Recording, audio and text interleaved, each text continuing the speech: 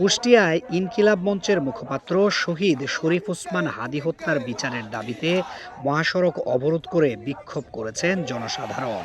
শনিবার ২৭ ডিসেম্বর দুপুর আড়াইটার দিকে কুষ্টিয়ার জনসাধারণের ব্যানারে শহীদ আবরার ফাহাদ স্টেডিয়াম এলাকা থেকে একটি বিক্ষোভ মিছিল বের হয়।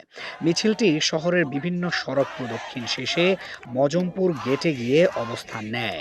এ সময় বিক্ষোভকারীরা কুষ্টিয়া, ঝিনাইদহ ও কুষ্টিয়া ঈশ্বরদী মহাসড়ক অবরোধ করে বসে পড়লে দুই গুরুত্বপূর্ণ সড়কে যান চলাচল সম্পূর্ণ বন্ধ হয়ে যায়। বিক্ষোভ চলাকালে তারা হাদী হত্যার সঙ্গে জড়িতদের দৃষ্টান্তমূলক শাস্তির দাবিতে বিভিন্ন স্লোগান দেন।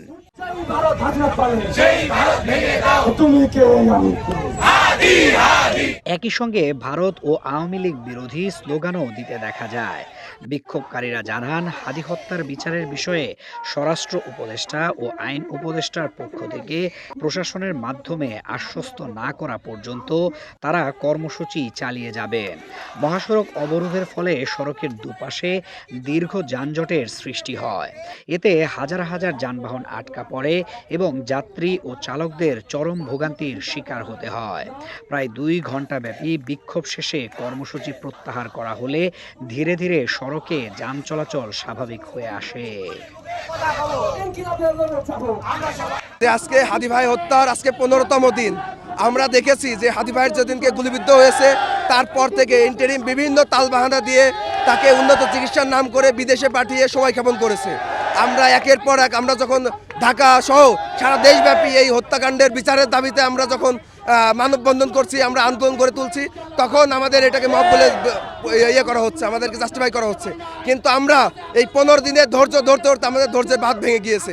তাই আজকে কুষ্টিয়ার ছাত্র জনতা, জুলাই গণঅভ্যুত্থানের যারা সম্মুখ সারির যোদ্ধারা ছিল, তারা সকলে মিলে আজকে আমরা আতঙ্কিত। আমাদের এই আতঙ্কিত যাতে ভেঙে যায়, বাংলাদেশের আপামর জনতা যাতে নিরাপত্তা বোধ করে। বাংলাদেশের আপনারা দেখেন যে যারা সামনে সার ছিল তাদেরকে গানম্যান দেওয়া হচ্ছে, কিন্তু আমরা বলতে চাই এই গানম্যান আমাদের প্রয়োজন নেই। আমাদের কোনো নিরাপত্তার দরকার নেই, আমরা নিরাপত্তা চাই বাংলাদেশের মানুষের। আমরা এখানে অবস্থান করেছি যতক্ষণ পর্যন্ত না হাদী ভাইয়ের হত্যাকারীদের এখানে গ্রেপ্তার করা হবে এবং তাদের বিচারের আওতায় না আনা হবে, আমাদের অবস্থান কর্মসূচি চলবে। আজকে ৯ দিন হলো আমাদের হাদী ভাই কবরে আছেন। ভাইয়া আমাদের জন্য লড়ে গেছিল, কিন্তু ভাইয়ার একটাই আশা ছিল যে আমার যদি রাজপথে হত্যা হয় তাহলে যেন বাংলাদেশ যেন আমাদের হত্যার বিচারটা করে। কিন্তু আজকে ৯ দিন কিন্তু আমার ভাইয়া কবরে গেছে, তার হত্যার বিচারে নেই। আমরা চাই খুব দ্রুত খুনিদের জন্য দ্রুত নিয়ে এসে হত্যার বিচার করা হয়, যাতে আমাদের বাংলাদেশের জনগণ মন থেকে শান্তি পায়। ওসমান বিন হাদী যে হত্যাকাণ্ডটা ঘটেছে, এটা কিন্তু একটি সুনির্দিষ্ট একটি ঘটনা না, এটা কিন্তু একটি ওয়াইড একটি ঘটনা না। এই ঘটনাটার মাধ্যমে তারা জুলাই যোদ্ধাদেরকে একটা মেসেজ দিতে চেয়েছিল যে ভাই, তোমরা যে দেশ যে নতুন করে তোমরা স্বাধীন করছো, এটা কিন্তু তোমরা যে ভারতীয় আধিপত্যবাদের বিরুদ্ধে তোমরা যে কথা বলতেছো, এই কণ্ঠটা আমরা কিন্তু রুখে দেব। এটাই কিন্তু তারা এই মেসেজটা দিতে চেয়েছে, আমাদেরকে এই মেসেজটা দিতে চেয়েছে যে হাদী ভাইয়ের মতো যদি তোমরাও কথা বলতে চাও, তোমাদের কণ্ঠরোধ আমরা করে ফেলবো।